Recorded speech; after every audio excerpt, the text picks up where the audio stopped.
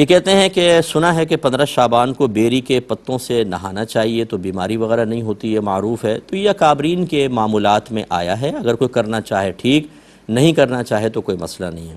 ہمارا ایک بہت بڑا المیہ یہ ہے کہ آپ قرآن کی واضح آیات سنائیں جس میں اللہ تعالیٰ کا فرمان ہے، حدیثیں سنائیں جس میں نبی کریم صلی اللہ علیہ وسلم نے واضح چیزیں بیان فرمائیں۔ ہمارے قلوب پر ایسی چیزیں اکثر اثر انداز نہیں ہوتی، خاص طور پہ جس میں کسی کام سے منع کیا گیا ہو، جھوٹ سے، غیبت سے، حرام کمانے سے، مختلف قسم کی زینت، ناجائز زینت اختیار کرنے سے۔ ہم ایک کان سے سنتے دوسرے کان سے نکالتے ہیں،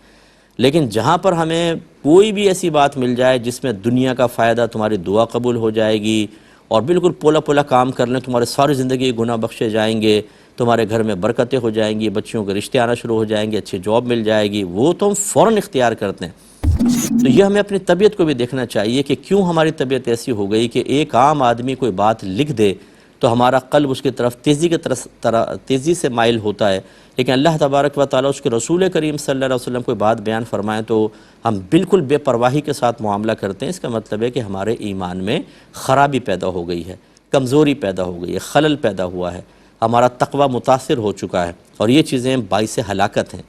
تو یہ میں نہیں کہہ رہا ہوں کہ آپ 15 شعبان کو اگر بیری کے پتوں سے نہائیں گے تو باعث ہلاکت ہے، وہ ایک سوچ اور فکر کی بات کر رہا ہوں، تو اس لیے اس کو اختیار کرنا چاہیں ٹھیک۔ میں آج تک کبھی نہیں نہایا، میں نے 1000 دفعہ باتیں سنی ہوئی ہیں، میں قرآن و حدیث کی جو بالکل واضح آیات اور چیزیں ان پر عمل کرنے کی کوشش کرتا ہوں۔ تو آپ بہرحال